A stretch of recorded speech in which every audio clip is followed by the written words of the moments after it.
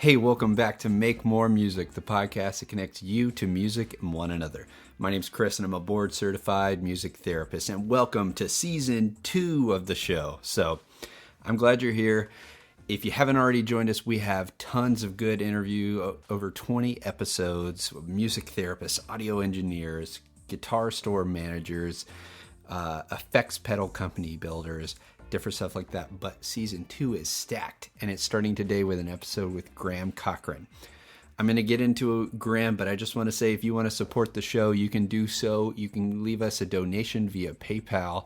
You can check out our merch. I'll have some videos soon. Remember, I'm on YouTube now, so you can get on here. See, I just got a fresh quarantine haircut, so you can come see my fresh COVID haircut in Kentucky. My barber just opened up, so I went in with the mask and we did the whole thing. He trimmed me up, cut my hair, get the hard part back in there again.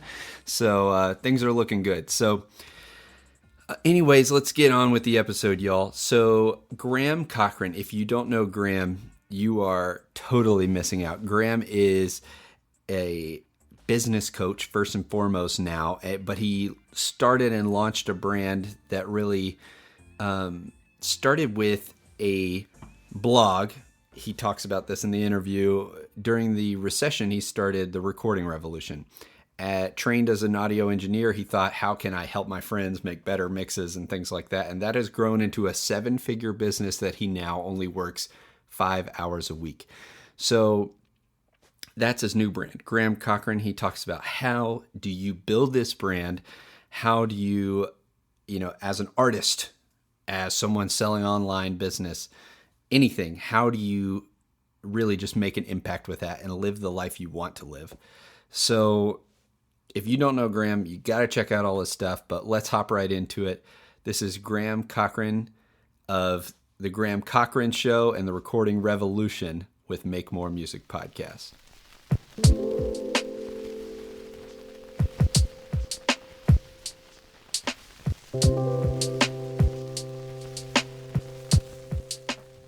All right, Graham. Well, welcome to Make More Music. I'm grateful to chat with you. I know I already told you a little bit about how much I love everything that you've done before in the recording revolution and what you're doing now. But before we get all into that awesome stuff, you ready for some rapid fire? I like it. Let's do it. All right. Open up your media player, Spotify, Apple Music, whatever. What's the last track you played? It's probably something my kid pulled up. And that's okay.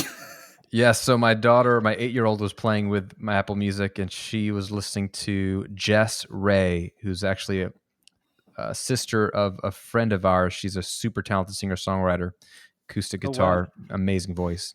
Jess Ray. That's awesome. I'll have to get a couple of songs to link to since you're friends with her too. Yeah, she's great. Awesome. All right. Second, you can take this as philosophical as you want. If you were an instrument, what would you be? Oh, wow.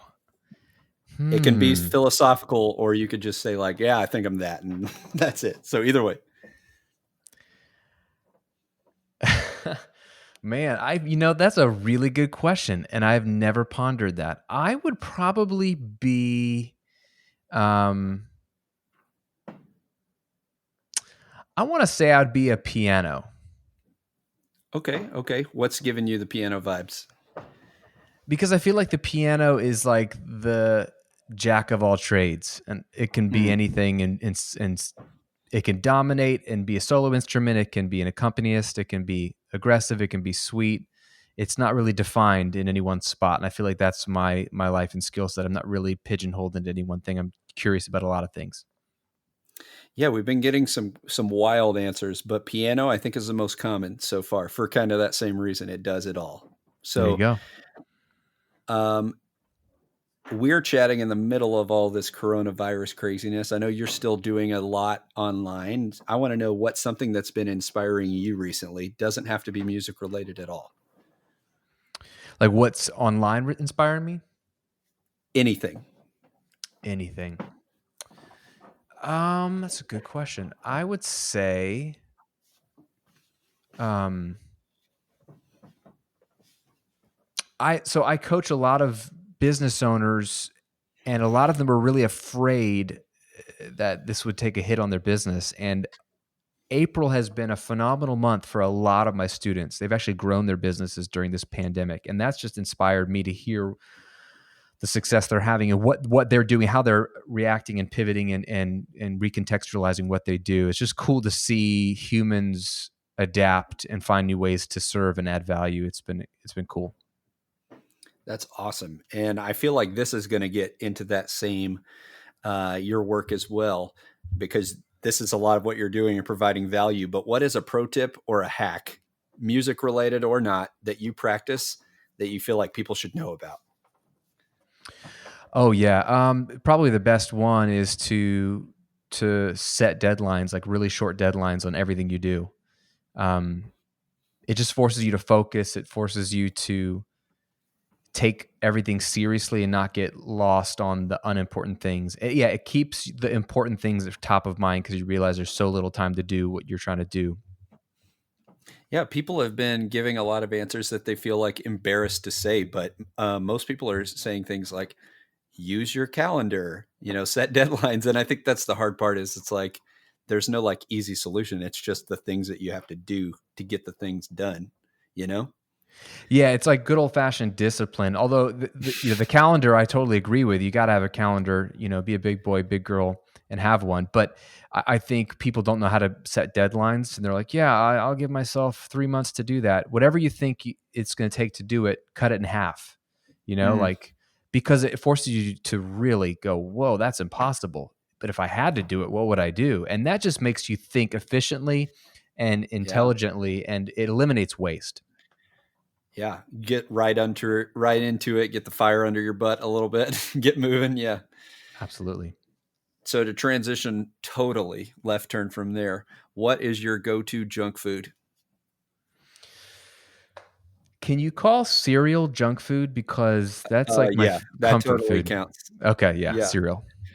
Uh, one thing, me and my old community group at our church, my favorite night is we would do a cereal night, and everybody I said Oh, bring a box of cereal, and it that was sounds like always the heaven. most sugary ones. Yeah, and then everybody's stomach hurt the next day because you had like 6 bowls of cereal. But There's what like do you go for? nothing. Oh, dude. I mean, I like all cereals, and I mean, yeah. If I'd probably do Captain Crunch. I'd probably do Lucky Charms. I'd probably do Reese's Peanut Butter Puffs. Like there's nothing like Mm, crunchy cereal with cold milk and a spoon. It's just so comforting. I'm right there with you. I could do that any time of the day for sure. That's good. Uh, Another total left turn, which I think would make us maybe back to the beginning, is what is a person, a project, or an organization that you think deserves getting a shout out? Oh yeah, 100%. Compassion International is one of Mm, our favorite charities as a family. Um, it's its mission is to release children from poverty, and they do that beautifully through taking care of their physical needs, health, resources, that kind of stuff through a sponsorship model, which is really great because then you get to not only support children but at large, but a child in particular, and get to mhm, know them and write letters and all that kind of stuff. But and then it sets these kids up for success, to have education, to have mentorship.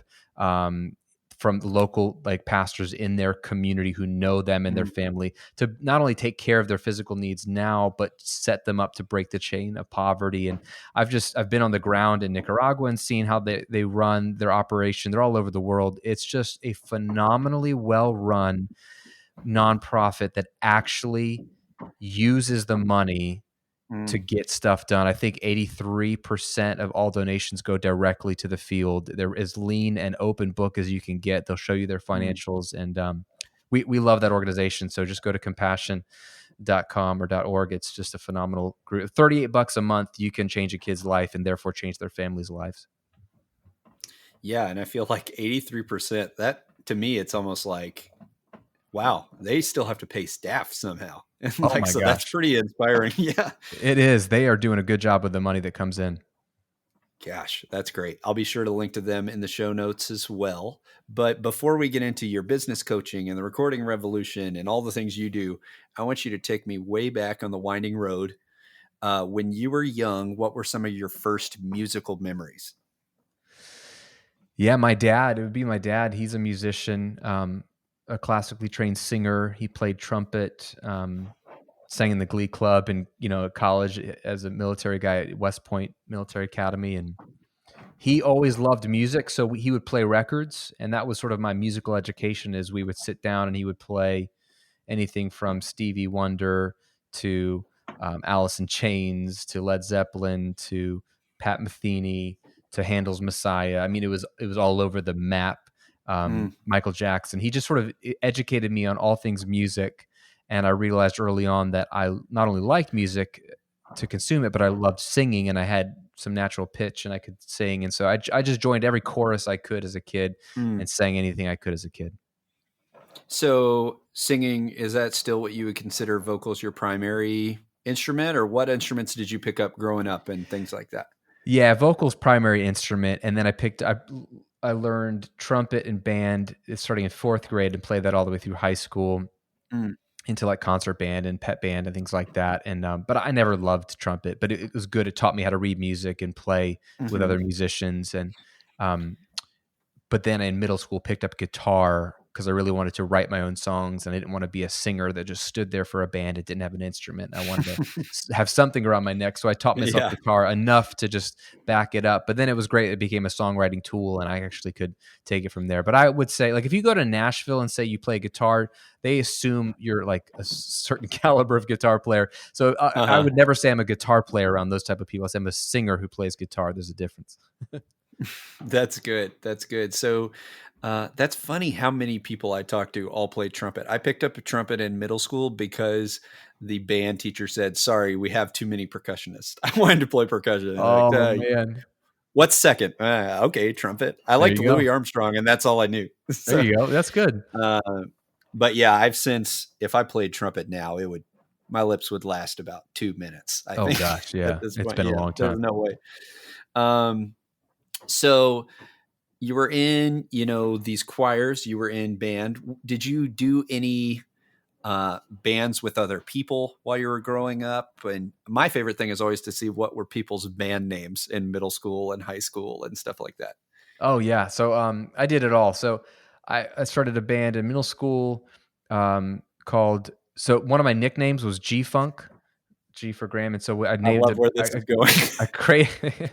I was like, oh, well, we should name my band G Funk, and the G should stand for gentleman. So Gentleman's Funk.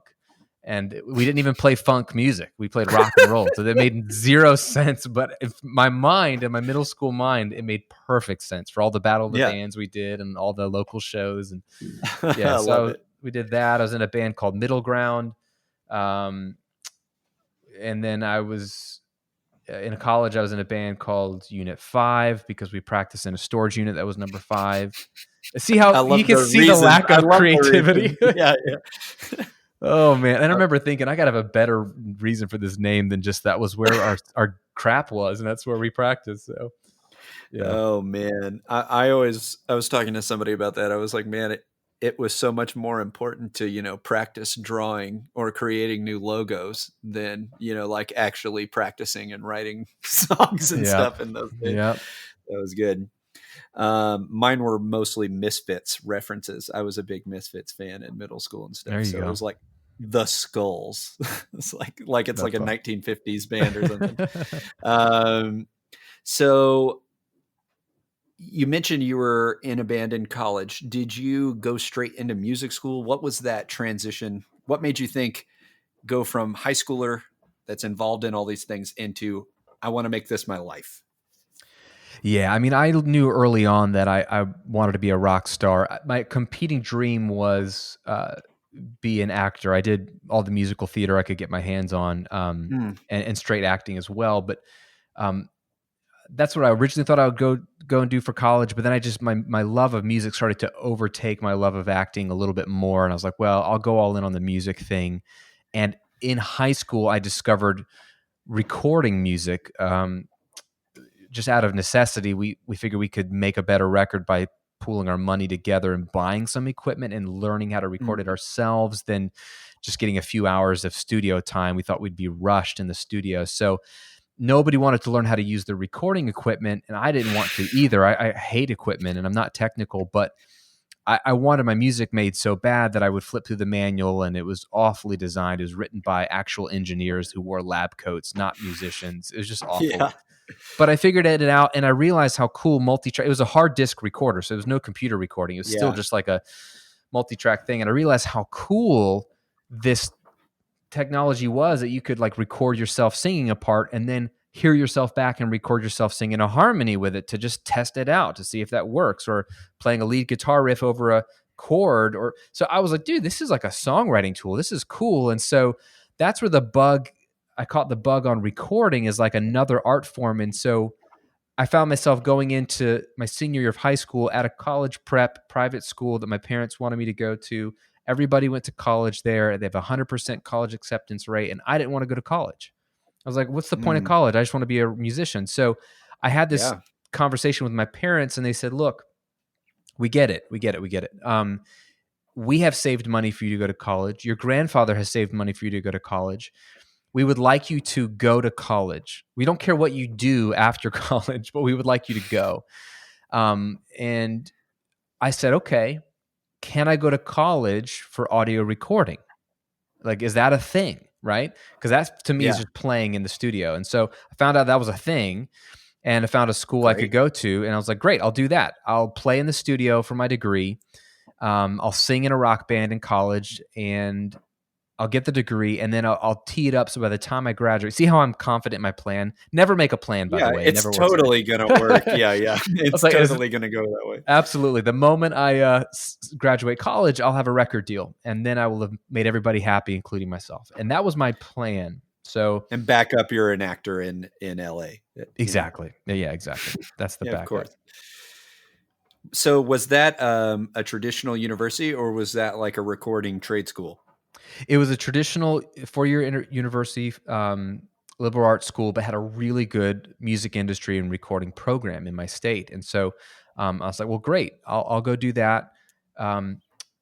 Funny story related to that, though. I got there and just didn't connect well with the college campus life. Didn't have any friends. Didn't make any friends, really. Friends are things you make. You don't just have them. But I kind of just, isolated and was like, well, how come I don't have any friends? Because you don't talk to anybody, Graham. And so I didn't like cereal it. All day long. Yeah, I'm eating exactly. I'm just stuffing my emotions down with cereal bites. But yeah, I didn't connect. I didn't feel like it was my vibe. And I was in this little small college town. I was like, this isn't helping me advance my dream. I want to be in the city. And I had a buddy who was at Berklee College of Music in Boston. And he's like, Graham, you got to come here. And we were the same year. He was at first semester in, and I was down in Virginia at the time. And he's like, you got to come here. It's perfect for you. You'd love it. You'd thrive here. The music scene's fun in Boston. And so I actually applied to transfer mid-freshman year. And I remember my grandfather telling me, look, I know we saved money for you to go to an in-state school, public university, but if you get into Berklee, I know this is your dream. I know this is important to you. I will pay for you to go to Berklee.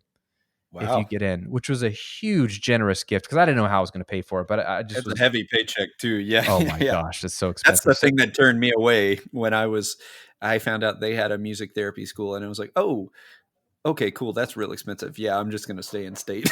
That's how that worked out. Which was a much better decision. But I was thinking, there's no way I could afford it, but let me just see if I can get in. And he was so kind. And again, this is the kind of man I want to be when I'm older. I want to be that man now. But he basically said, look, if you get in, I don't want you to have to even make the decision based off of money. I want you to go if it's truly where you want to go. So let me remove the financial equation out of it.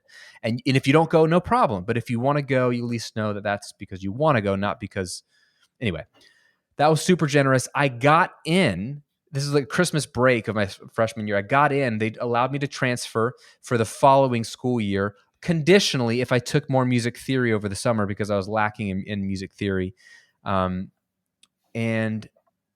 all of a sudden I was like, man, what do I do? Anyway, I had this long, crazy story. We don't have to go there, but I remember thinking, yeah, that's fine. We can go there. That's what a podcast is for. Yeah, I guess you're right. That was like my dream coming true. I was finally going to get in, which I didn't think I would.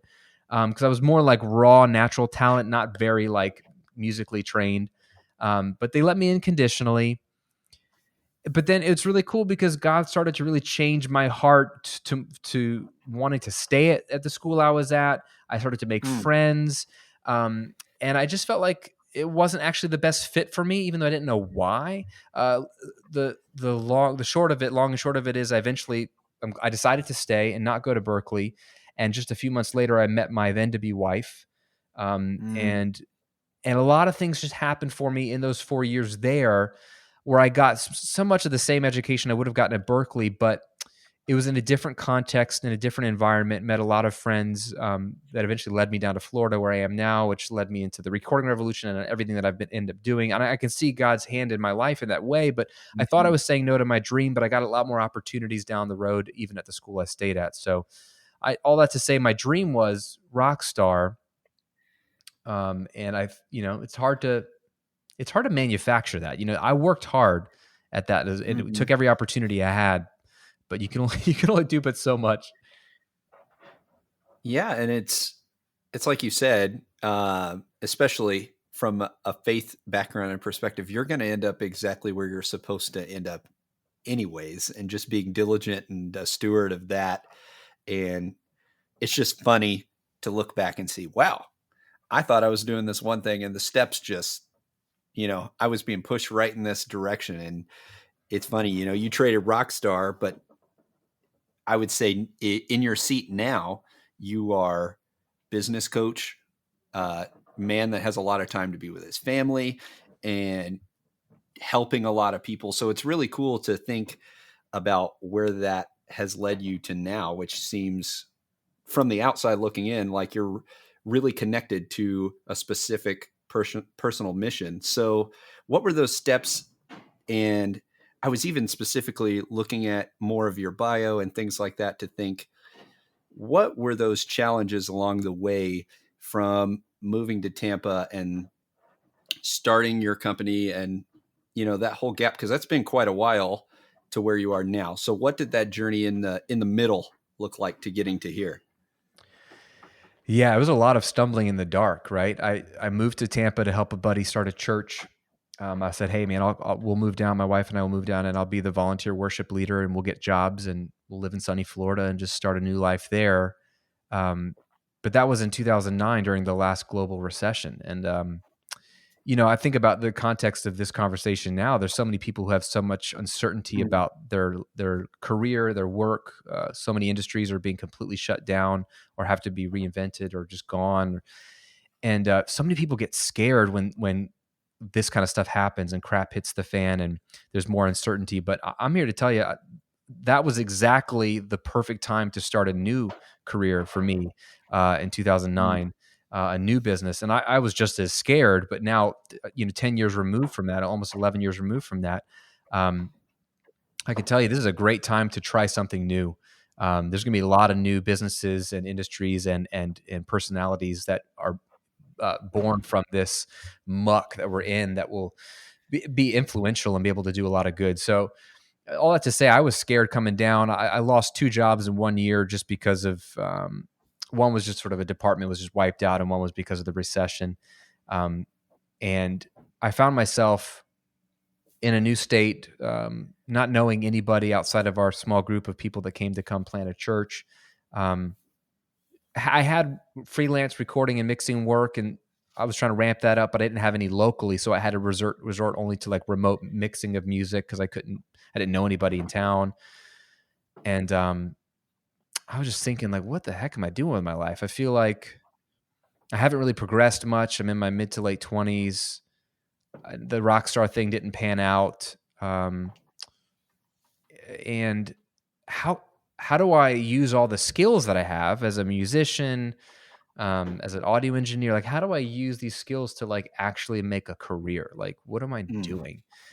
And my only thought was, you know, I know how to freelance record and mix. Maybe if I put out some videos on the internet, maybe if I write a blog about what I'm doing in the studio, show some of the work I'm working on, somebody somewhere will find me, see my stuff, and see that I've got some talent and see that I have some value to offer and maybe hire me. They sure as heck won't find me if I don't put anything out on the internet, and that's for sure. So mhm. um, that was kind of what led to me starting to create some videos and eventually start the recording revolution.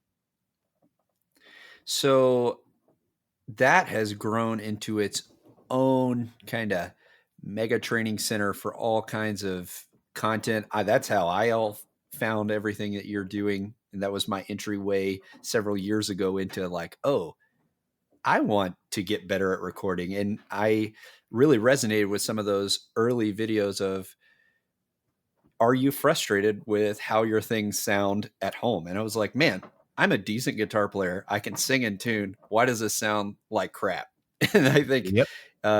found your videos and kind of fell down that rabbit hole. So what has been the genesis for Recording Revolution, and kind of what does that look like for you managing that now? Because you've transitioned into this newer business. What does it even look like? How much is it running kind of on its own at this point? And what does the new content look like creation wise and things like that? Yeah, I mean, a lot's changed in 10 and a half years. The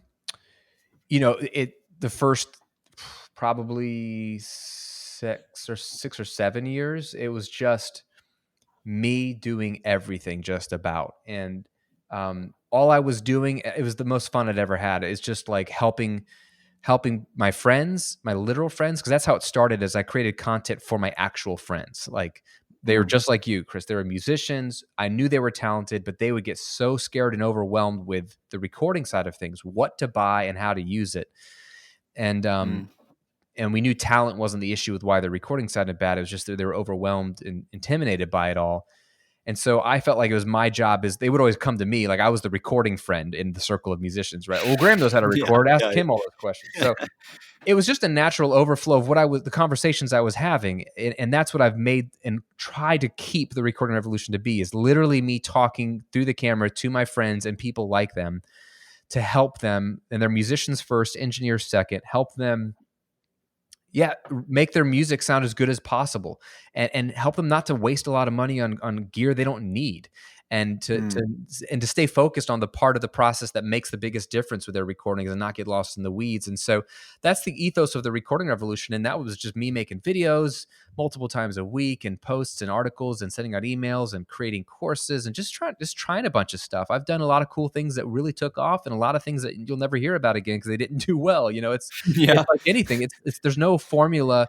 Everyone's got to figure out what their audience likes and what they like. And I was learning as I went, and discovering that, hey, you could monetize your information and knowledge. Had no clue this was an industry. It wasn't quite as popularized or public back then, but there were plenty of people doing this type of thing with information products and online courses long before me. And I was just slowly becoming hip to this. This is a valuable thing you can offer, is information, both free and paid. So that was cool. Over the years, I'm like obsessed with efficiency. It's like a game for me. So every year I'm like, how can I run my business and actually grow it while working less in it? And to me, it's not really because of any real reason other than what's possible. How much waste is there in what I do week to week, month to month? And so every year I've tried to keep the business growing while working in it less, and figure out what that is. And so part of that is eliminating unnecessary stuff. Part of that is automating tools or processes with tools. And then a lot of that is delegating. And in the last 3 years, I've delegated more, hiring out a lot more of the product development and marketing, and sort of the brain work, like hiring more out for like the operation stuff, email, customer service, that kind of stuff. So I'm still the face of the brand and I'm still making all the content for it, but or even collaborating with other people to make products with them, have other people teach really, really good stuff, and me bring my audience into the equation. So that has evolved as I've gotten bigger and as I've gotten smarter, and as my interests have also evolved. Again, I talk about the jack of all trades, wanting to be a piano. Like I developed this love for business, in doing business online, specific type of business, this sort of online business, passive income style, information product type business. I've just seen the value it's brought to my customers, its ability to scale, and the value it's brought to my life. Like you said, I really get to spend most of my life with my family. I get to sleep, and I get to stay healthy, and I get to be involved with my church, and I get to just do things that are fun, like go to the movies in the middle of the day, although we don't get to do that anymore. But You could watch something at home if you wanted, but like do things that I really enjoy. Travel. 2 summers ago, I took my family to France for a month. That kind of stuff is fun to me, and so I've been blessed to have a business that's allowed me to do that. So that's what led me to start the Graham Cochrane brand, which is my business coaching online brand, helping everyone that I can do exactly what I've been able to do the last 10 years, teach them everything I know about that, because that's to me just as Mm. interesting now as music and as recording and as acting, all the things I've loved. It's just another love I have. Yeah, I lost my train of thought, but I had something really, really good there. Oh, I remember what I was going to say. Yeah, so I think it's pretty awesome. One of the kind of taglines of this show is uh, dispelling the myth between rock star and starving artist, which is pretty funny because you said I was going to be a rock star, which is funny because now when we think during the middle of coronavirus, rock stars are just trying to awkwardly get on Facebook and Instagram live, and their Mhm. whole summer tours are canceled, and like your wheels are spinning. You are still having family time, and regularly you feel good. You're rested, you're not on the road constantly. And how many rock stars have terrible family lives? So Mm. it's just um, cool to see how that plays out. And I would love for you to go into now your newer Graham Cochrane brand and talk a little bit more about some of the things you offer, which is mostly just spilling your mind out for people to use this advice and kind of build their dreams. But tell me a little bit more about the brand and what you'd love people to know. Yeah, you're absolutely right. I'm glad that God saved me from being a rock star. There's so much more to life than what I thought I wanted. So he actually gave me something I didn't even know I wanted. So there's something to be said about keeping your mind open to what the future could hold for you and your talents. And at the end of the day, right, the way this relates to the business coaching brand, the way you make money in anything is providing value, right? Value has Mm, to be exchanged. That's true for every single like business exchange. The only way you make money. If you're an employee, you only make money. They only pay you because you provide value to that organization that helps them make money, right? hmm But they'll pay you for that. Or if you're not adding value, they'll fire you, right? Um, so everything is about exchanging of value, and value can be exchanged. There's a lot of things that provide value. Humorous, videos provide value. They provide entertainment. Grocery hmm stores provide value. They provide food. So everything is about value. So it comes down to like, what are you good at? What do you like?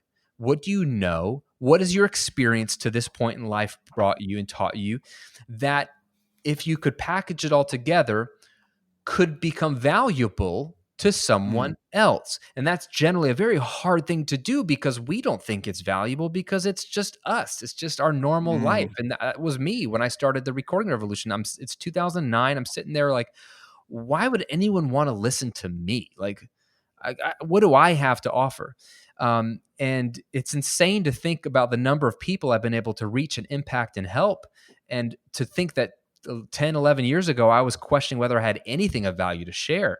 And that just shows that we're a bad judge of our own value. So it takes some digging and maybe even asking some people around you to help you pull it out. But even if you think about what you've helped people do in the past, or who are you, the guy or the girl that people run to ask about such and such, like there's ways to look, or there's clues into where you add value. And so what I'm trying to do on the Graham Cochrane brand is to teach people that there is a way to create a online business, even if it's just a part-time online income stream, $1,000 a month, $2,000 a month, or many of my students going full-time, creating a business that is based off of adding value online through your knowledge, your experience, your skill set, your expertise, your coaching on whatever topic or niche that you're in, whatever you want to be in, whether it's a motorcycle mechanic or a fitness instructor or a lawyer. There's a million types of people that are monetizing their knowledge and skill set and abilities. And so there's that concept, which is foreign to some people, like, whoa, I didn't know that was a thing. And then there's the concept of, well, how do I, find people to sell my stuff to? Like, how do you find an audience? And so I teach a lot hmm about, growing an audience, and then what exactly do I sell to them? And I teach them about how to package up what they know and are good at into sellable products or services. And then even the selling part is overwhelming to people because they might be good at a topic, but they're not salesmen. They don't know how to sell or market themselves. So that's another skill set. But then I'm really just passionate about also automating a lot of it and making it, again, Mm, scalable. I love scalable businesses that can reach a ton of people, because when you reach a ton of people, you do two things. You serve a lot of people, which just feels good, and your income goes up. Like your income is directly tied to the number of people you serve. That's something that's articulated beautifully in the book The Go-Giver by Bob Berg and John David mm, Mann. They call it the law of compensation, that your income is directly tied to the amount of people you serve and how well you serve them. So you need a scalable business that can reach a lot of people to increase your income, but not require more time from you. In fact, it could require less and less time as the years go on. So those are some of the things that I'm talking about.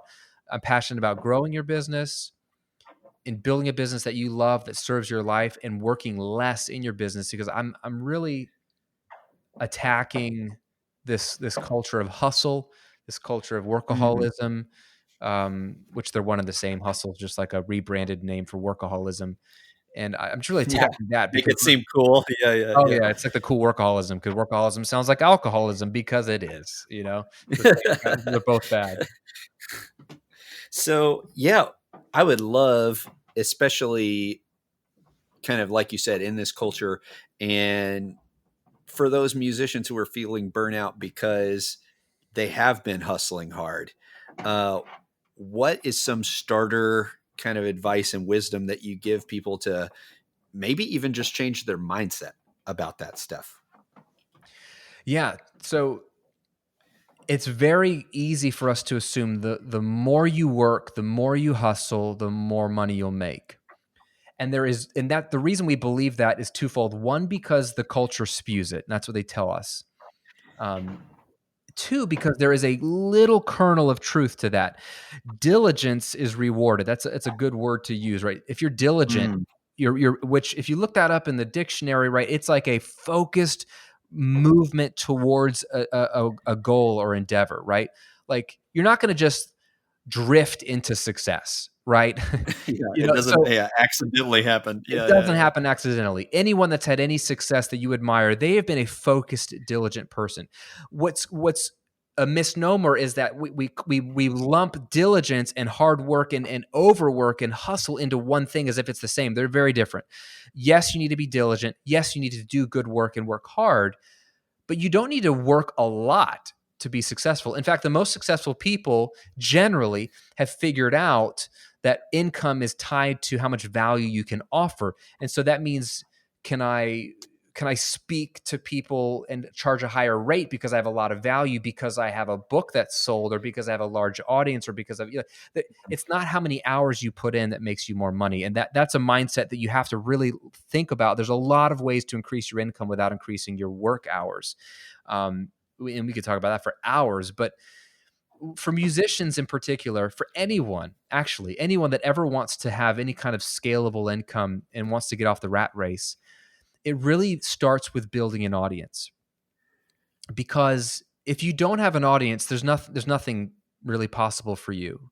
If you have an Mhm. audience, just about anything's possible for you. You don't have to do what I do exactly, but if you have an audience, if you have eyeballs, if you have a little tribe on your corner of the internet that likes you, that knows you, that buys into what you do, gosh, you can monetize that audience in a variety of ways.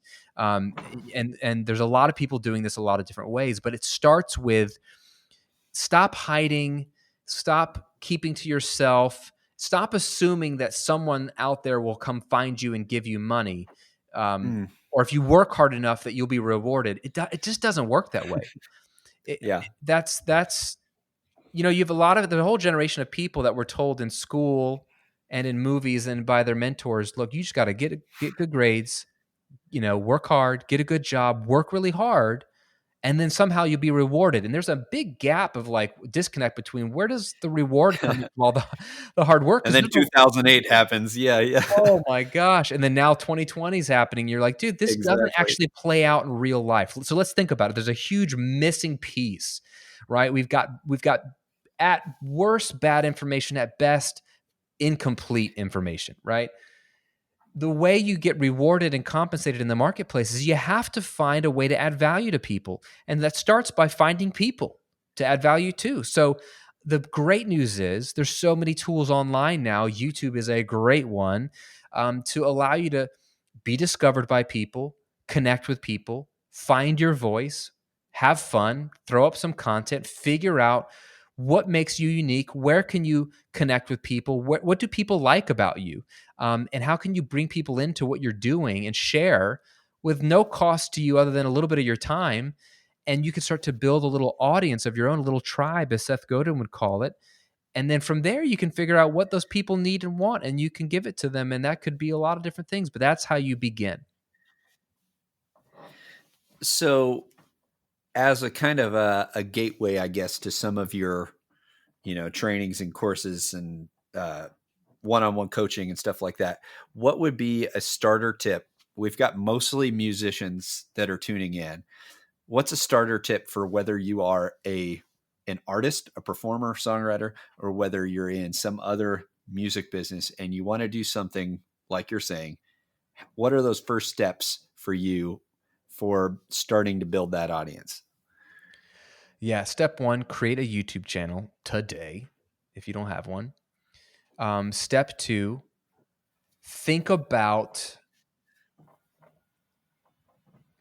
come up with 4 or 5 what I call content buckets, 4 or 5 categories that your videos that you're going to start making could fall into. And don't get overwhelmed when I say making videos. You can just pull out your phone and talk to the phone. I don't care.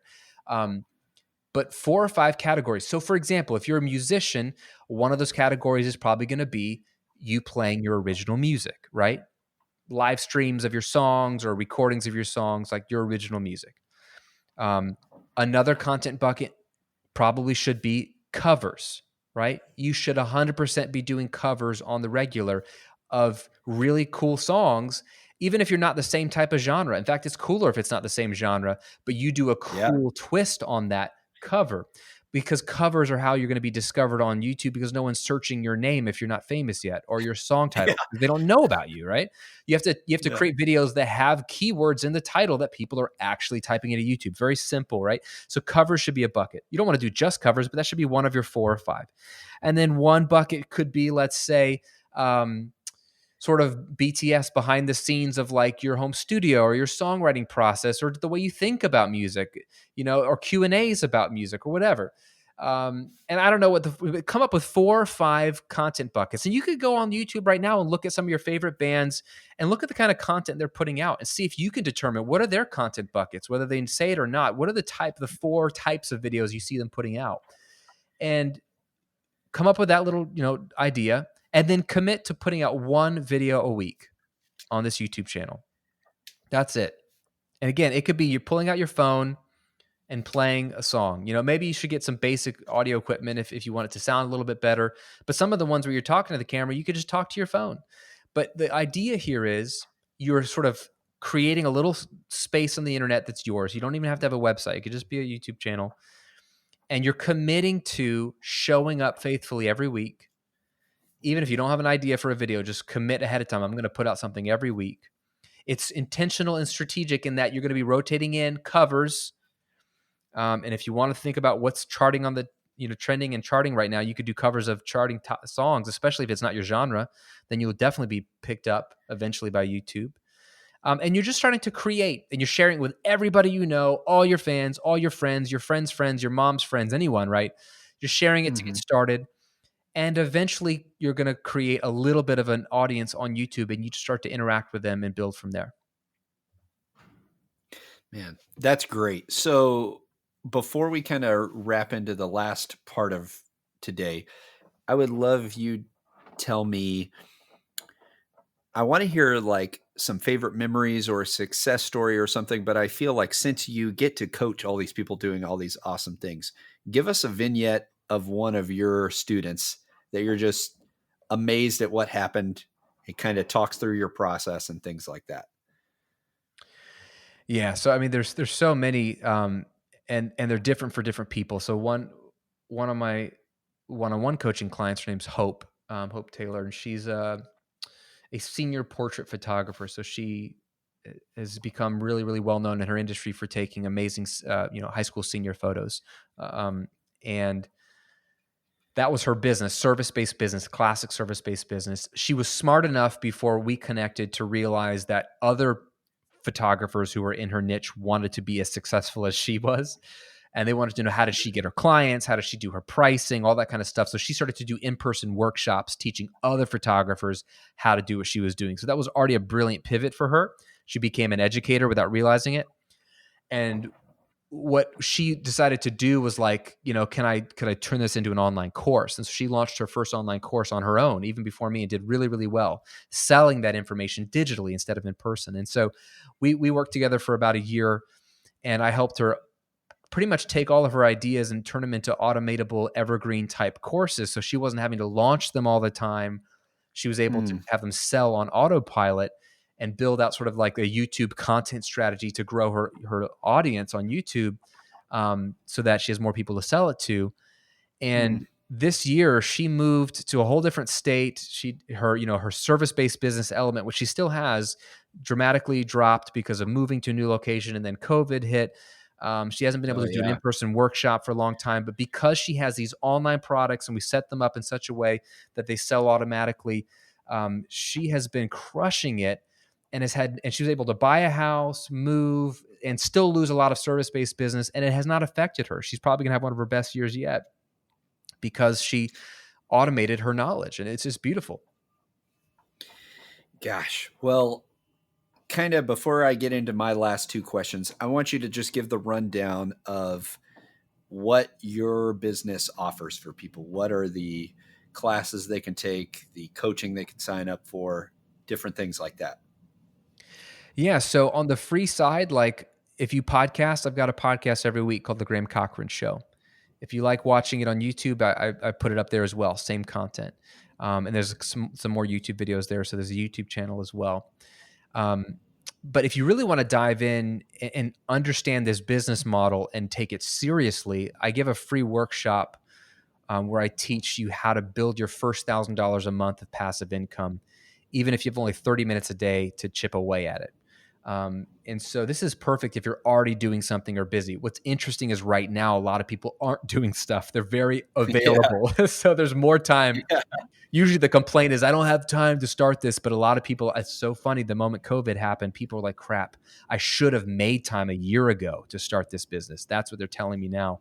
But they're starting now. So I would say watch that workshop. It's absolutely free. It's at grahamcochrane.com/workshop. It's about 45 minutes. And it's very clear-cut, actionable. There's 4 elements to making this type of business run. It breaks down all 4. What tools you need to run this type of business. Super helpful. I think that's a great starting point, and that's free. So I would start there, honestly.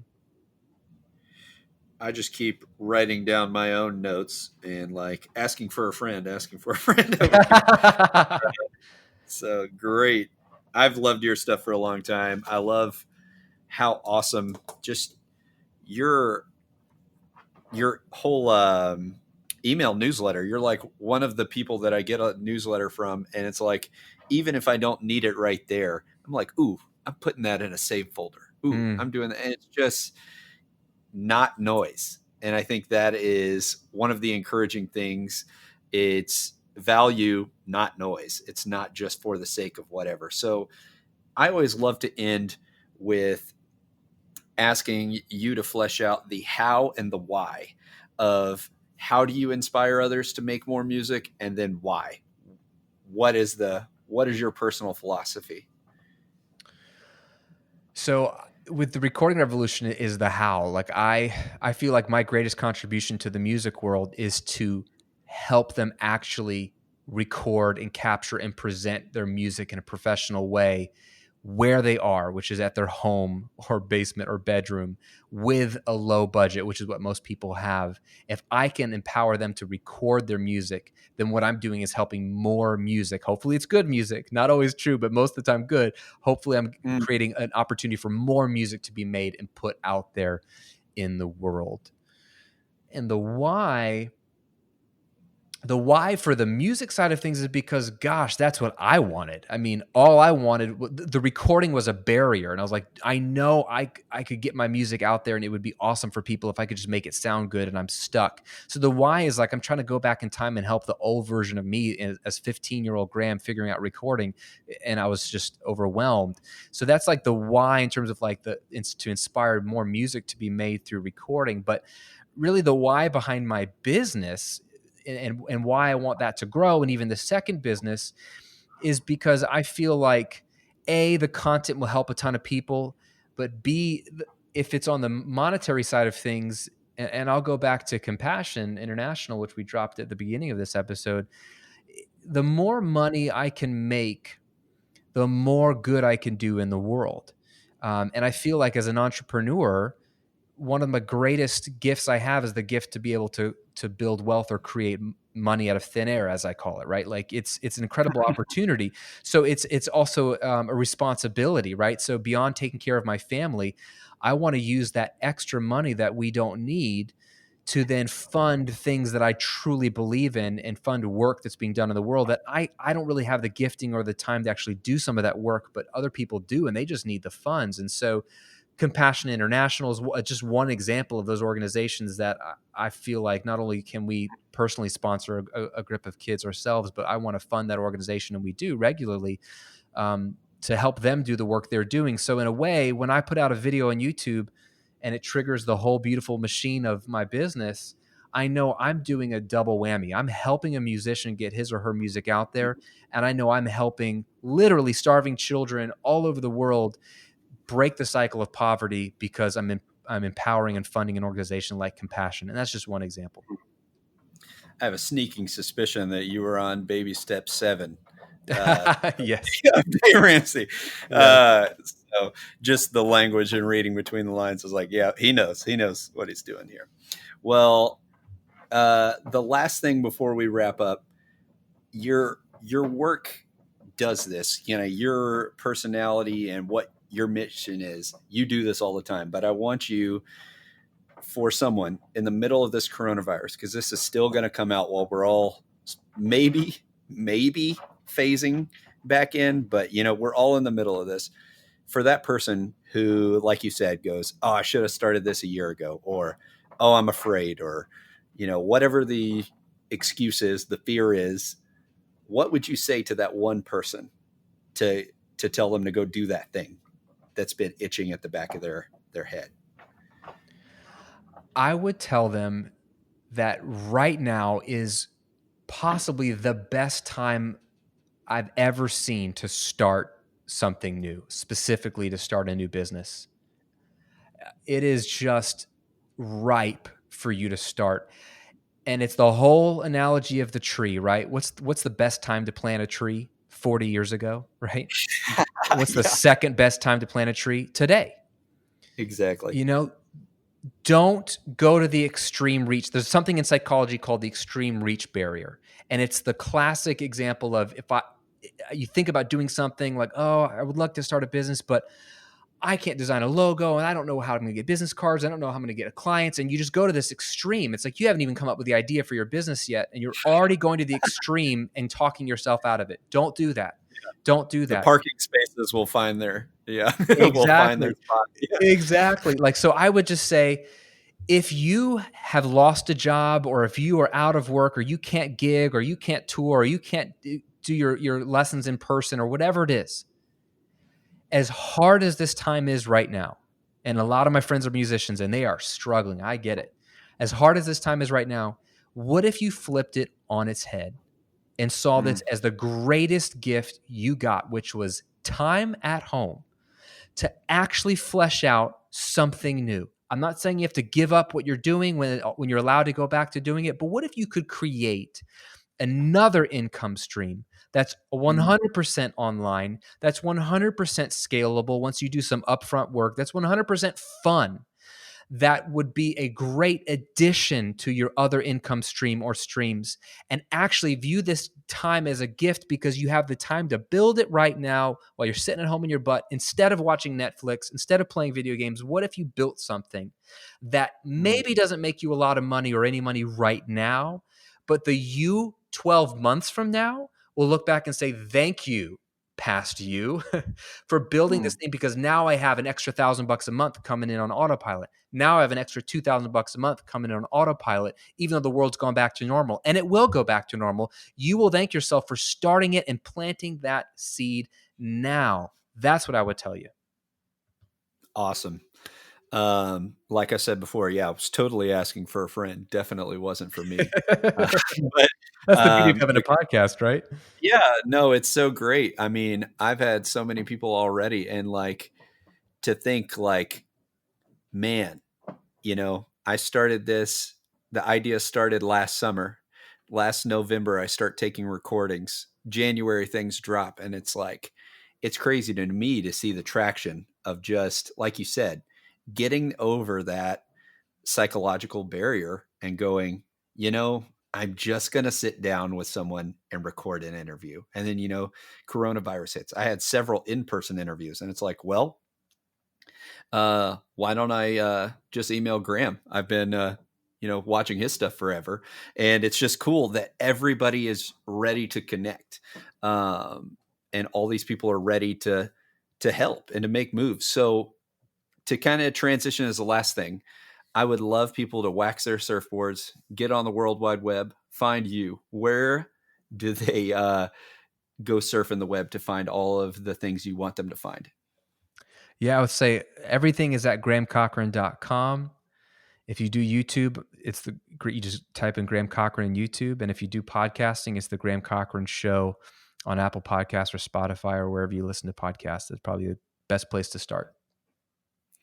Well, Graham, I appreciate all the time. This is like mad wisdom that you just dropped in right about an hour. So for Graham, I appreciate you. For Chris, everybody remember, give more grace, share more love, and make more music.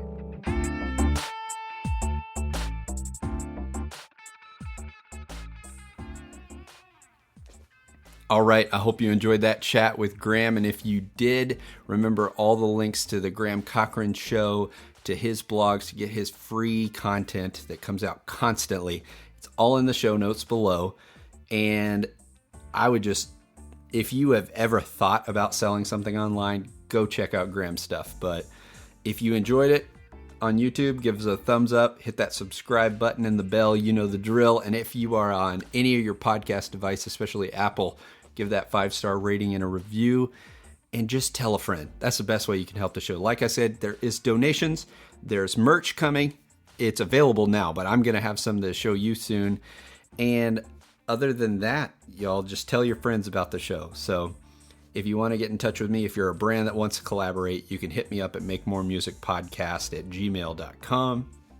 Other than that, stay happy, stay healthy. Remember, give more grace, share more love, make more music.